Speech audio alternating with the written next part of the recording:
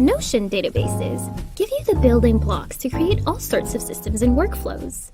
Plan sprints for your engineering team, track job candidates throughout your recruiting process, or even create a simple repository for all of your company meeting notes. Put simply, you can think of databases as intelligent file cabinets.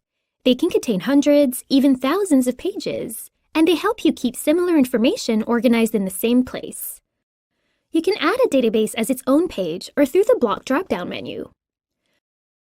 On a new page, select any of the 6 database layout options to get started. You can visualize your data in a table, board, list, timeline, calendar, and gallery. Every one of these options boasts the same features. The only thing that varies is the way the information is displayed.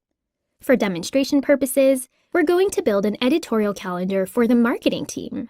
So let's select the layout we prefer. In this case, we're going to add a table. Here, you'll see 2 options. You can select a data source to link content from an existing database in your workspace, or you can start from scratch by clicking New Database. Let's use the New Database button. We'll talk more about linking to existing data sources later in this video. Here's our brand new empty database, which we can name at the top. This particular database will be used by the marketing team to store editorial pieces, work on them with other team members, and show their progress from first draft to publication. By default, each database type already contains a certain structure. In the table layout, you'll find a column to the left called Name, and a column next to it called Tags. The first column is where you can add and name the entries stored in this database. In this case, every row represents an editorial piece. To add an entry, place your cursor under Name and type in its title. Here, we'll name this entry Tips and Tricks for Acme Pros, a blog article that is currently in the works. Let's also add 2 more content pieces that your team is working on, 1 per line. In databases, each row can be opened as a page. To do so, hover your mouse over any title you added, then click on Open. A database entry is actually a page in itself, where you can store all the content you're used to storing in a regular Notion page. In this case, you could use this space to write up a first draft and add a section for the article's visuals. Every database page contains this Properties section at the top. Properties are pieces of information about each database entry, and they can come in many shapes or forms, like text, numbers, dates, or people. You'll see the same properties appear for every page you store in this database. The more properties you add, the more options you'll have for organizing the pages in this database. To add a new property to your database, click on Add Property, give your new property a name, then hover your cursor under Property Type and pick the property you want. In this case, we'll pick Select. Again, you're not just adding this property to one page, you're adding it to every page stored in the database. Since we want this Select property to indicate status, let's add a few options such as Idea, In Progress, In Review, and Published. Simply type in the name of the content type and click on Create or hit Enter. To add another option, repeat the same steps. Should you want to modify your tags, just click on the 3-dot icon next to each. Use this menu to rename the tag or change its color. This Tags property is here by default, allowing us to attach multiple keywords to the project. Now, we can add the option of specifying who will be editing the article. This time, let's select a Person property. Clicking inside the empty rectangle next to it will open up a drop-down listing out every member of your Notion workspace. Select the person or people involved. If you can't find someone right away, look them up in the search bar. These people will also be receiving a notification in their Notion apps that you tag them on this page. Let's also add another Person property to show the writer or writers of the piece. Other possible properties could be Date properties to show the project's deadline and publication date, as well as a URL property where you can paste the final URL. We can now click out of the page to go back to our database.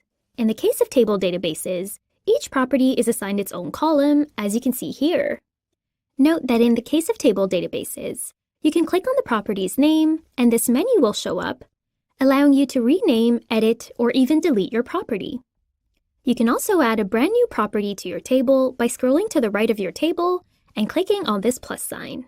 What's more, you can change the order of appearance of your properties by manually dragging them around, like so.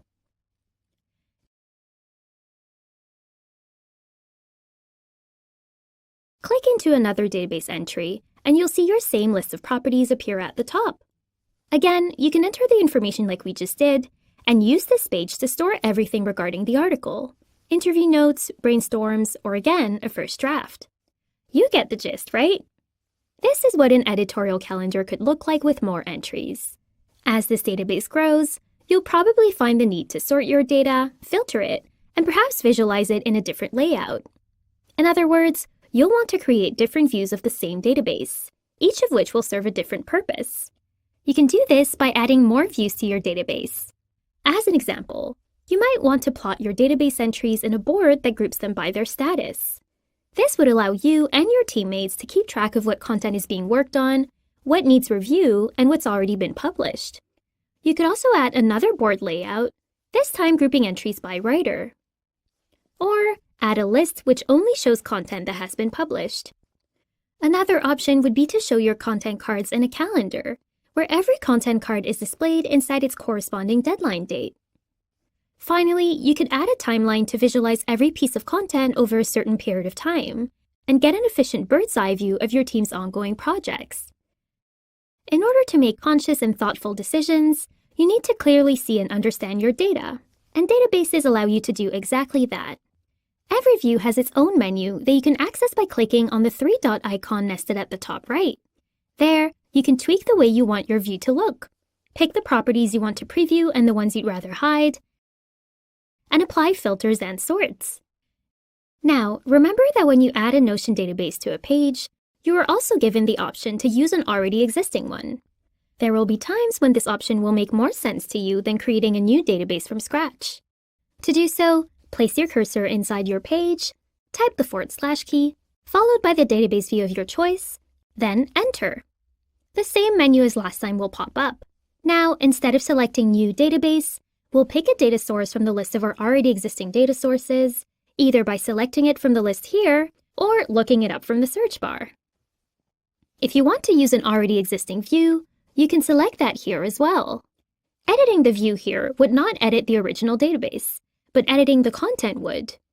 And if you wanted to use the same database structure, but create a completely new view, you could do that too, using the View Options menu here.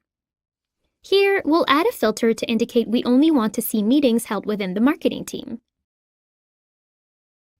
If you ever need to view an inline block with more detail, simply click these arrows to view it as a full page, and you'll be welcomed with a functional, shareable, beautiful database page.